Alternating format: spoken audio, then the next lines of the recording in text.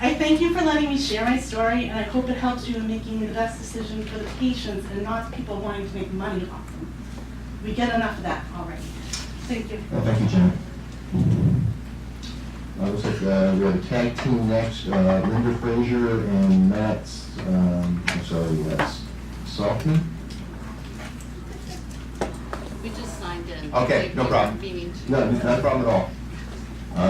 Then we have a few people that I think have talked already that signed in twice, so I'm going to skip them. And the next speaker is John Arnold. John? Okay, we'll come back.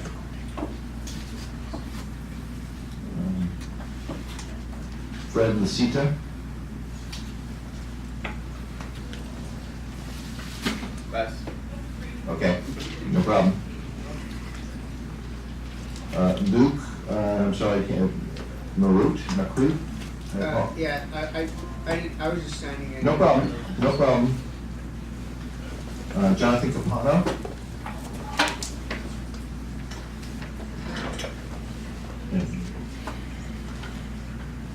Chris Vining? Not here to speak. Okay.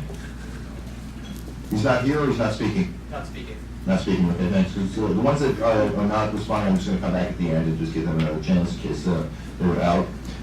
Next speaker is Ed D'Souza.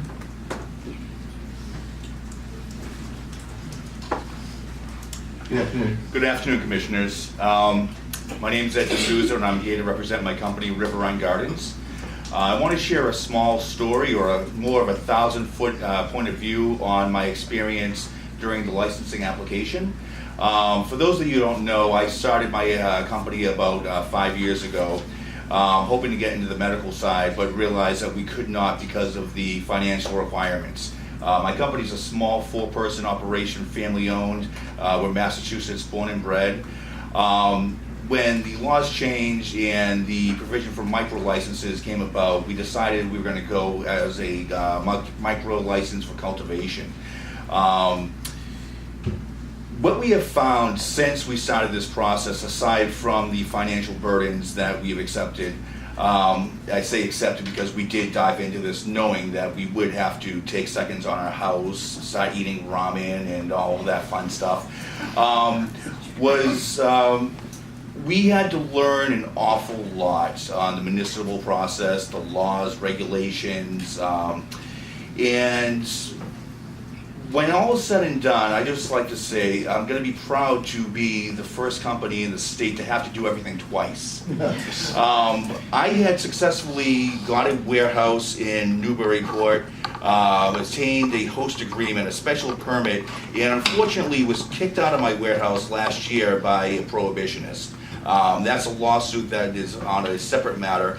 But it put us in a point where we had to go ahead and find a new location or else be out the couple $100,000 that we had spent in this already.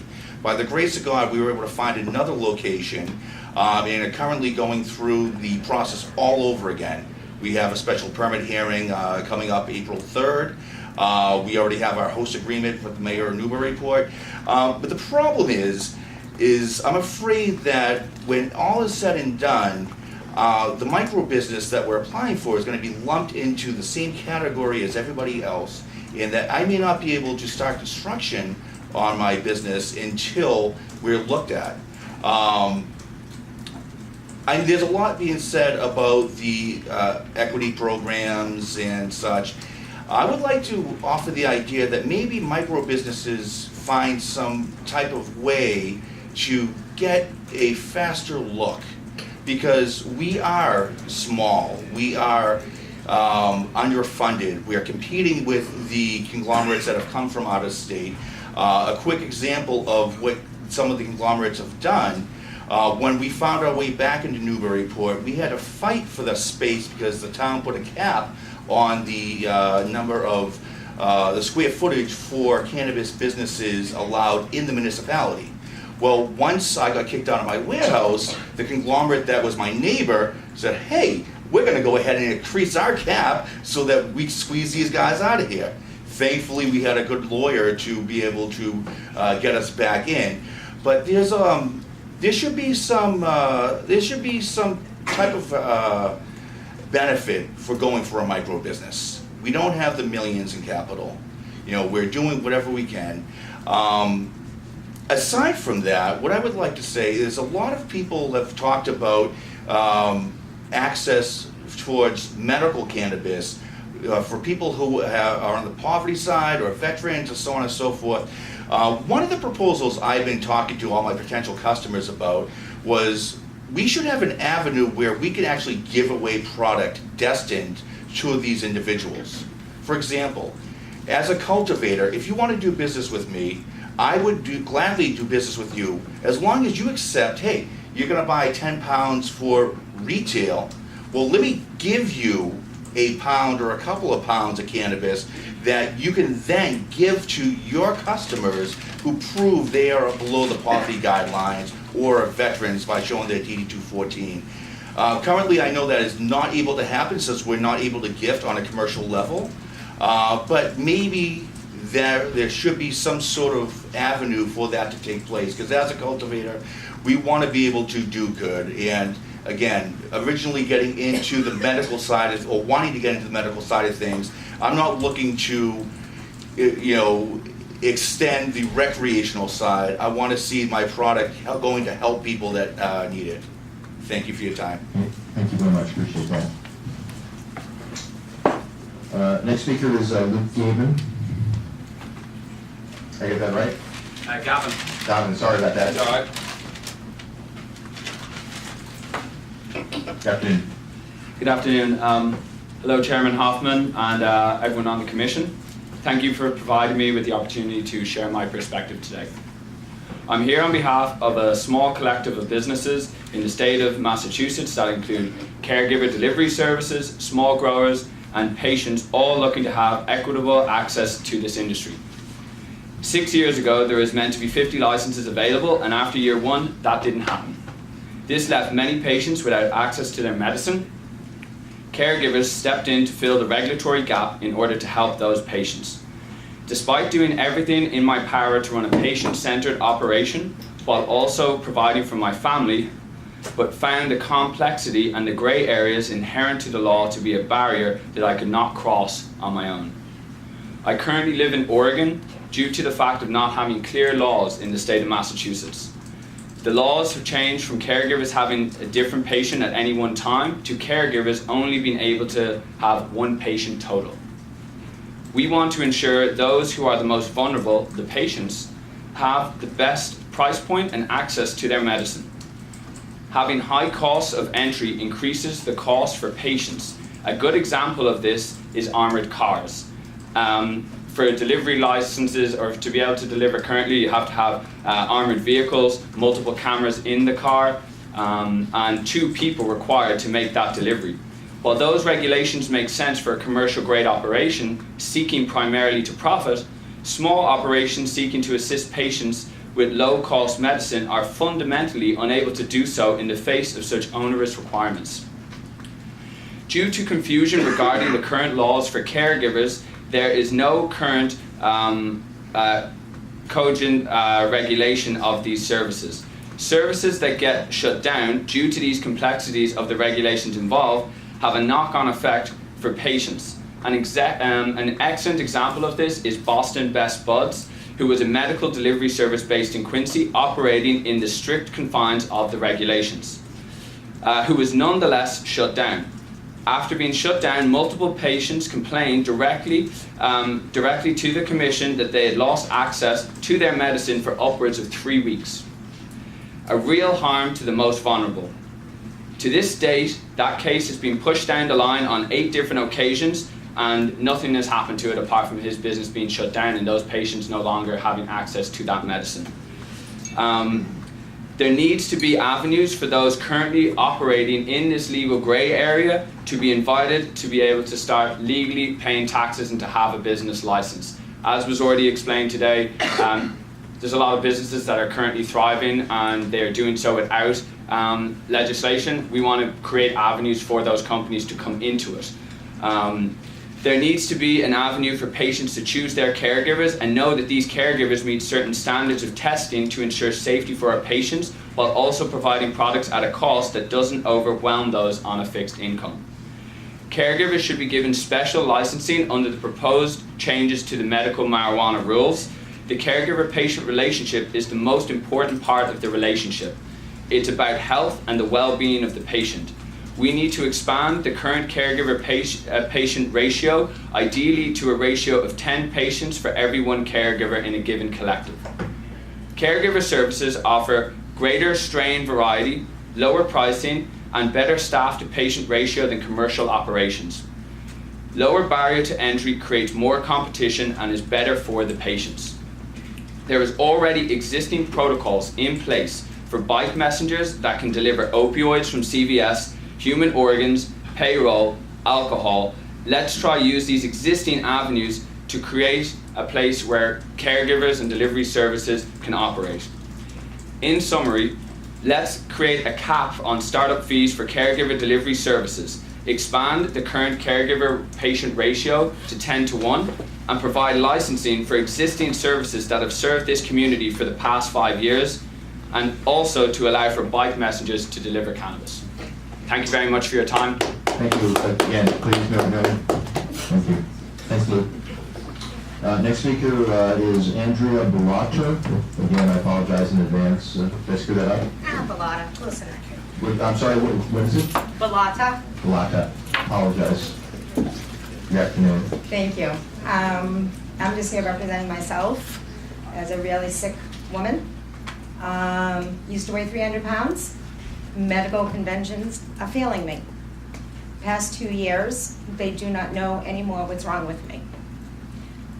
4 years ago, an ex-boyfriend of mine tried to convince me to smoke cannabis. I was so tired of seeing me in my pain. I grew up, stay away from the wacky tobacco. That's the generation I grew up in. I tried it. I said, what the hell do I have to lose? And the first puff, of course I coughed my lungs up, but okay.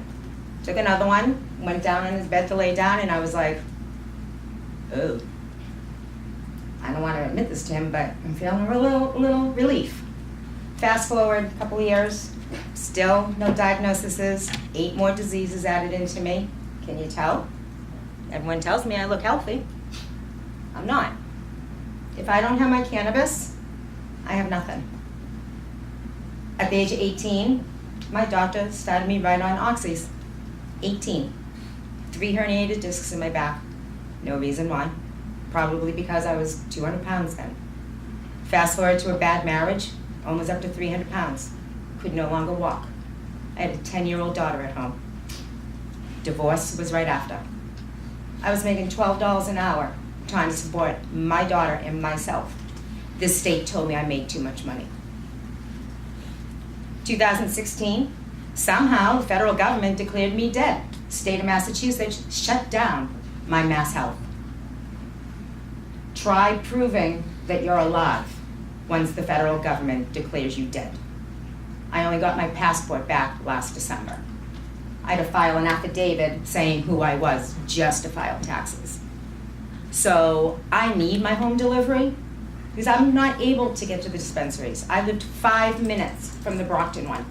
I would check their menu online, it would just say updated 7 minutes ago. I'd rush over there. Nope, sorry, we have nothing for you. Where do I go? No other choices. I prefer home delivery. I use it. I'll continue to use it. Is it illegal? Yep. I need my medicine, and I need it consistently. I cannot go a day without it. I'm on a fentanyl patch. Everyone talks about fentanyl, what it looks like. Okay, nobody knows what it looks like. All you hear is fentanyl, fentanyl, fentanyl on the news. Okay? I used my opiates as needed, not as prescribed. Maybe that's the difference. I don't have that little addictive gene that everyone tries to say. It's needed, it's on God's earth, it's a natural product. Get it to us medical patients. I'm only 51. I died 7 years ago on an OR table. What more is it gonna take to get society to catch up with the needs of us? I think I'm relatively young compared to some of the ones that have been up here. 2 years ago, like I said, diagnosed with 8 more illnesses. How many more are they gonna find in me? So, anything that you can do to help us little people, it's needed.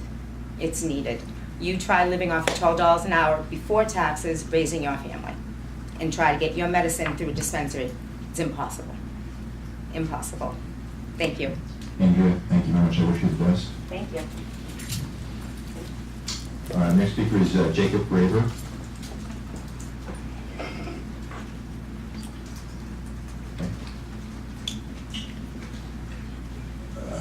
I'm sorry, I'm going to butcher this. I apologize. Michael Yamana. Oh, I just wrote the wrong list. So you're not, okay, you're not speaking? Okay. Thank you. Lucas there?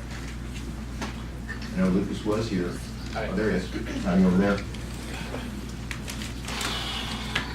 Afternoon, Lucas. Good afternoon. I'm a patient, a farmer, a caregiver, and I've got some suggestions.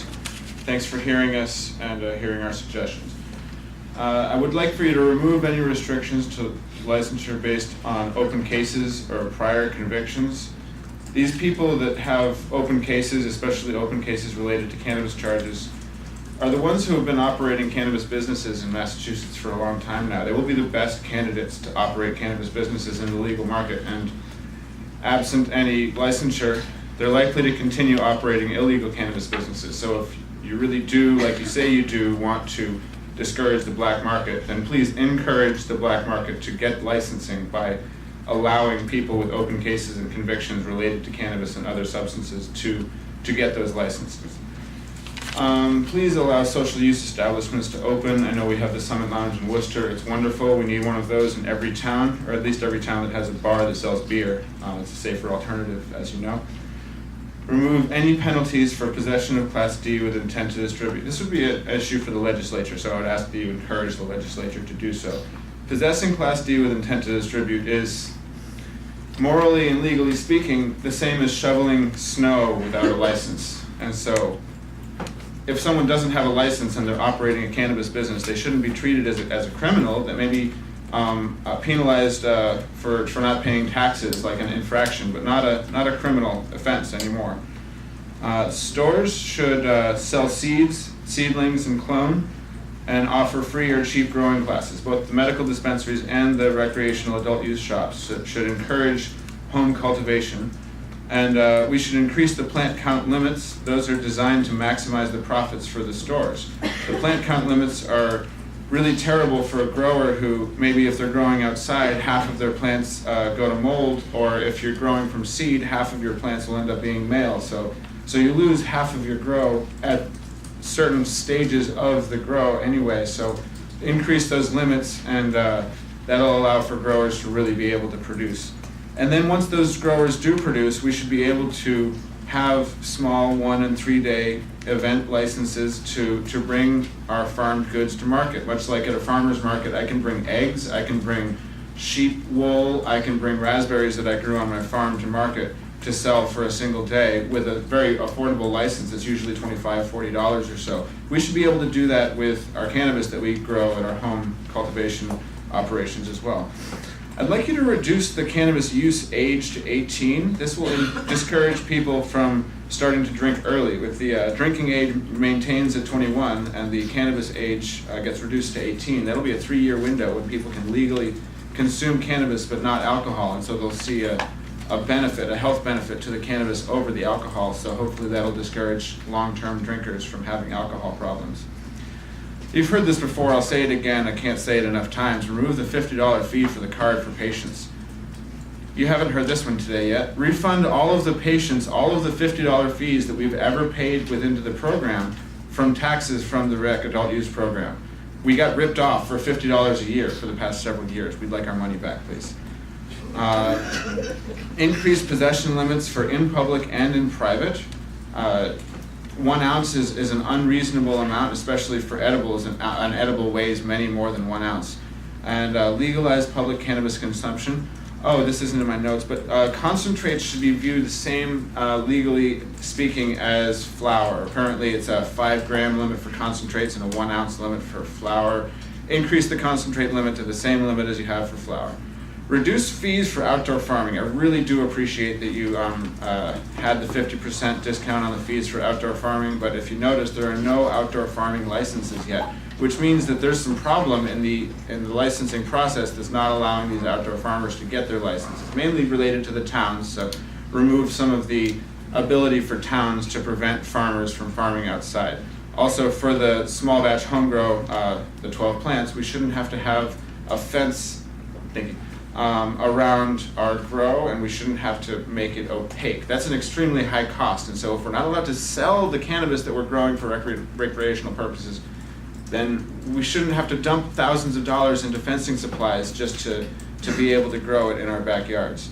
Towns are practicing extortion on businesses that want to open up cannabis shops in their town. They're charging way more than 3% on the community host agreement, and businesses that are willing to pay are just going ahead and violating law and not actually following that 3% guideline. One more bit. Tell law enforcement and district attorneys to stop harassing cannabis users and business owners. Thanks a lot, guys. Thank you, Lucas. The next couple names have X's put next to them, which I didn't do. Did you do? Yeah, they did. They did not want to, thank you.